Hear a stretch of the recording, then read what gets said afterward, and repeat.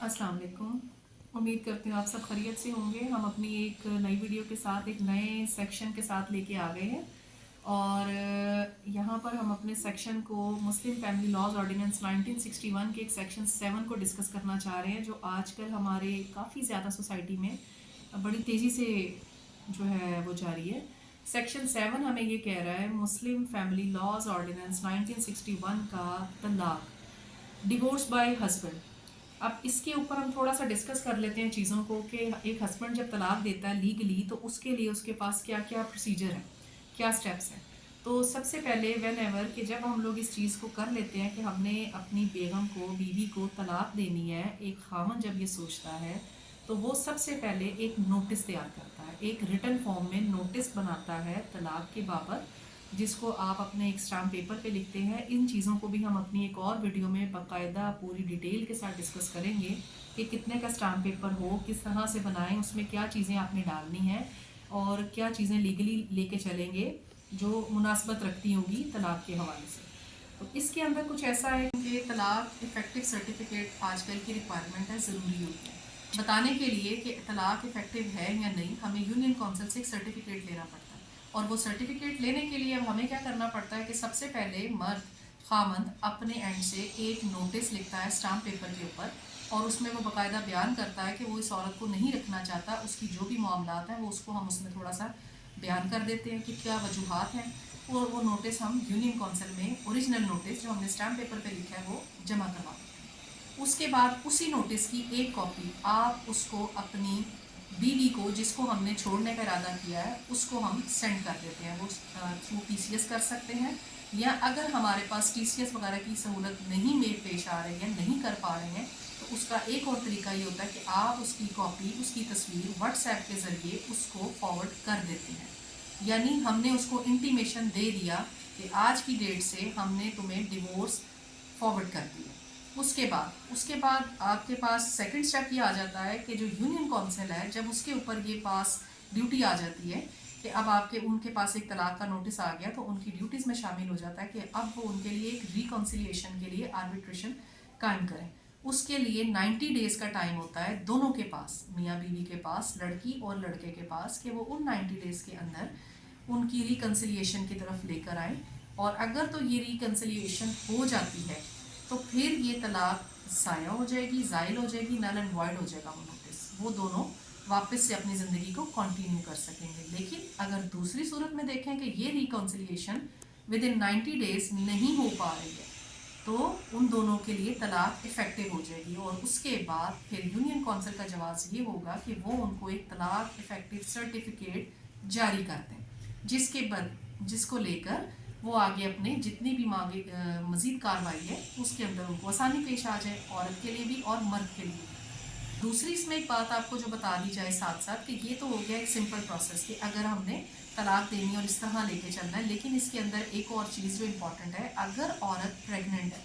जिसको हम यहाँ पर डिस्कस कर देते हैं कि अगर औरत प्रेग्नेंट है और उसको तलाक दी हुई है तो वो तलाक उसकी इफ़ेक्टिव नहीं होगी, वो तलाक वहाँ पर रुक जाएगी, क्योंकि प्रेगनेंसी की वजह से तलाक इफ़ेक्टिव नहीं होती। इसके लिए भी हमारे पास बहुत से प्रोसीजर आ जाते हैं कि अक्सर औकात हम नोटिस दे देते हैं और हम ये कह देते हैं कि जी तलाक आफ्टर प्रेगनेंसी। अगर हमें पता है, ऑलरेडी पता है पहले से कि औरत प्रेग्नेंट है लेकिन मैं इसके साथ नहीं रह पा रहा, तो फिर हम तलाक के लिए नोटिस देकर साथ बता देते हैं कि ये डेट से लेके इस डेट के बाद कि जब ये बच्चा पैदा कर लेगी और जब ये फारिग हो जाएगी तो उस दिन से लेके इफ़ेक्टिव हो जाएगी।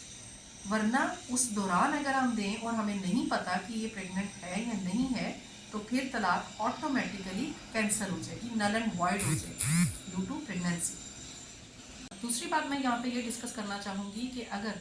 हम ऐसा होता है कि हम रिकन्सिलेशन के लिए जब हमें यूनियन काउंसिल बुलाती है अपने आर्बिट्रेशन में और हम वहाँ पर रिकन्सिलेशन नहीं कर पा रहे हैं, हमारे मिजाज नहीं मिल रहे हैं उस वक्त तक, लेकिन with the passage of time with in 90 days, मैं बार बार इस पर जोर दे रही हूँ, विद इन 90 डेज़ जब हम तलाक का नोटिस दे देते हैं तो हमारे पास 90 दिन का वक्त होता है जिसके अंदर हम रिकन्सिलिएशन की तरफ आते हैं। लेकिन अगर हम reconciliation with in that period union council में नहीं कर पा रहे, लेकिन with in the same period 90 days के अंदर ही हमारी reconciliation out of the union council या आउट ऑफ द कोर्ट में हो गई है या हो रही है कि हम आपसी बाहमी ताल्लुकात में दोबारा से बंध जाते हैं, तो हमें इस चीज़ की इतला यूनियन काउंसिल में देना लाजिम होगी। उसकी वजह क्या है कि अगर हम यूनियन काउंसिल को नहीं बताते और वो अपने एंड से सुलह करवा रहे थे और वो कामयाब नहीं हो पा रहे उनकी अकॉर्डिंगली, लेकिन मियाँ बीवी आपस में फिर से बैठ गए हैं, इकट्ठे हो गए हैं और अपनी इज़्दिवाज को लेकर दोबारा चल पड़े हैं,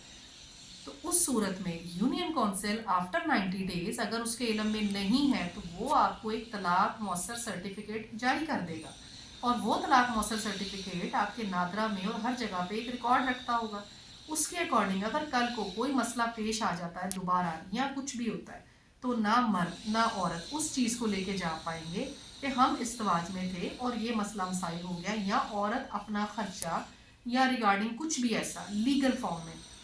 उसको क्लेम नहीं कर पाएगी, क्योंकि यूनियन काउंसिल की बेस पे उसके पास वो सर्टिफिकेट होगा जिस पे तलाक मेंशन हुई होगी, और हमने यहाँ पर अपनी आपसी सुलह में जो बाहर की गई थी, आउट ऑफ दी कोर्ट की गई थी, हम नहीं बता पाए उनको,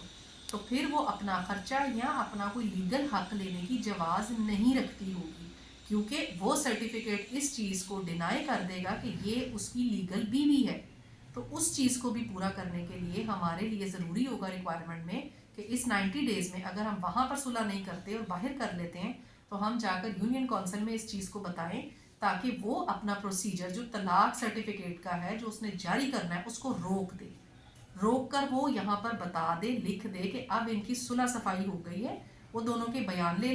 लेकर उनके साइन अंगूठे कर ले और उनको फिर एक वापसी का सर्टिफिकेट दे कि इनकी सुलह हो गई है, कि ये अब दोबारा से इज़्दिवाज में बन गए हैं और मैरिज कॉन्टीन्यूज है, इंटैक्ट है। नंबर 2, अगर हम इसके बाद आ जाते हैं कि अगर मर्द नोटिस देता है और नोटिस देने या नोटिस नहीं देता है, ओरल उसने तलाक दे दिया आपको, लेकिन वो यहाँ पर कासिर है कि वो यूनियन काउंसिल में नोटिस नहीं देता है या अपनी बीवी को उसका नोटिस की कॉपी वगैरह या कुछ भी ऐसा इंटीमेशन नहीं शेयर करता कि मैं तुम्हें तलाक दे चुका हूँ, तो फिर उसके बाद वो उसका पनिशमेंट उसके ऊपर लगेगी। वो उसका जवाज़ रखेगा कि उसको पनिश किया जाए या इम्प्रिजनमेंट के साथ, या उसको फाइन किया जाता है कि उसने एक नोटिस दे दिया और उसके बाद उसने दूसरा तीसरे की पैरवी नहीं की, नहीं जमा करवाया, या उसने उसको कानूनी तौर पे इस तरफ लाने की कोशिश ही नहीं की कि मैंने इसको तलाक दे दिया, लेकिन वो अपने तरफ से अपने माइंड में ओरली उसको तलाक दे के बैठ गया है और वो उसको उसके रिश्ते इज़्दिवाज से फारिग कर चुका है, तो फिर मर्द के ऊपर जिम्मेदारी आयद होती है कि तुमने इस चीज़ को छुपाया क्यों, ताकि इस चीज़ को औरत के लिए बेनिफिट बनाने के लिए, इवन मर्द के लिए भी, कि वो अपनी ज़िंदगी को आगे जाकर आसान किस तरह करेगी अगर वो औरत उसको तलाक दे बैठा है और उसने यहाँ पर नोटिस जमा नहीं करवाया, क्योंकि अब हर चीज़ के लिए एविडेंशली प्रूफ का होना ज़रूरी है कि हमारे पास डॉक्यूमेंट्स हों हर चीज़ के, ताकि वो अगली जगह पे अपनी ज़िंदगी में शादी कर सके या अपने किसी भी काम को सर अंजाम देने के लिए अपना स्टेटस, अपनी डेजिग्नेशन को शो कर सके कि क्या अब वो डिवोर्सी है या वो अभी भी मैरिड लाइफ में मैरिटल स्टेटस में है। तो उस चीज़ को भी शो करने के लिए ज़रूरी है मर्द के ऊपर कि अगर वो तलाक देना चाहता है तो इसको नोटिस दे के प्रॉपर वे में चले और एक तलाक सर्टिफिकेट, इफेक्टिव सर्टिफिकेट को इशू करवाए, जो दोनों फ्रीकीन को एक मर्द को और एक औरत को जारी किया जाएगा, ताकि उनके पास उनकी अपनी अपनी डिग्निटी की यानी अपनी अपनी स्टेटस की एक पहचान हो, ताकि वो अपने स्टेटस को मेंटेन रख सकें दोनों। और औरत के लिए इसके अंदर जो ख़ास बात होती है वो ये भी होती है कि औरत को उसके राइट्स को प्रिजर्व करने का मौका मिल जाता है, वो इस तरह से कि अगर ये तलाक लेने के बाद ही औरत जाकर अपने बारे में अपने राइट्स को, इद्दत के पीरियड के खर्चे को, या अगर उसके पास बच्चे हैं तो वो इस तलाक सर्टिफिकेट की बेस पर ही जाकर उनकी मेंटेनेंस को क्लेम कर सकती है। और ये था हमारा सारा आज का तलाक का प्रोसेस। तो इंशाल्लाह एक नई वीडियो के साथ दोबारा हाजिर होंगे आपके पास, और इनके अंदर भी जो ऐसी चीज़ें थी लाइक आपकी नोटिस के बारे में या पनिशमेंट्स के बारे में, या फिर आपके वो जिसके ऊपर हम स्टाम्प पेपर पे लिख के दे रहे हैं वो कितने रुपए का होना चाहिए, उसकी मालियत क्या होनी चाहिए, या क्या चीज़ें किस तरह से लिखनी है, तो उसको हम अपनी अगली वीडियोस में इंशाल्लाह आपके साथ दोबारा शेयर करेंगे, दोबारा हाजिर होंगे। और बहुत शुक्रिया आपका वीडियो देखने का। तो अगर आपने कुछ पूछना है, कोई क्वेश्चन है, कुछ भी सवाल है आपका, तो आप अपना सवाल हमसे ज़रूर शेयर करें, हम आपको उसका जवाब भी देंगे, उसके ऊपर लीगल एडवाइस भी करेंगे किस तरह से चलना है, क्या करना है। ये था हमारा 90 डेज़ का पूरा प्रोसेस सेक्शन 7 के अकॉर्डिंगली तलाक के ऊपर। اور اپنا نمبر ہم اپنا ڈسکرپشن میں دے رہے ہیں. آپ اگر کوئی مشورہ ہم سے مفت میں بھی لینا چاہ رہے ہیں تو آپ اس نمبر پہ رابطہ کریں. انشاءاللہ آپ کے لیے ہر طرح سے اس کو کیا جائے گا، آپ کا سن کر مشورہ دیا جائے گا آپ کو، اور ہماری پوری لیگل ٹیم اس معاملے میں آپ کو اسسٹ کرے گی انشاءاللہ. اگر کوئی کرمنل ہے، کوئی سول ہے، فیملی ہے، ٹیکس ہے، کارپوریٹ ہے، کچھ بھی ایسا معاملہ ہے تو ہم اس کو انشاءاللہ ڈیل کریں گے. بہت شکریہ. السلام علیکم.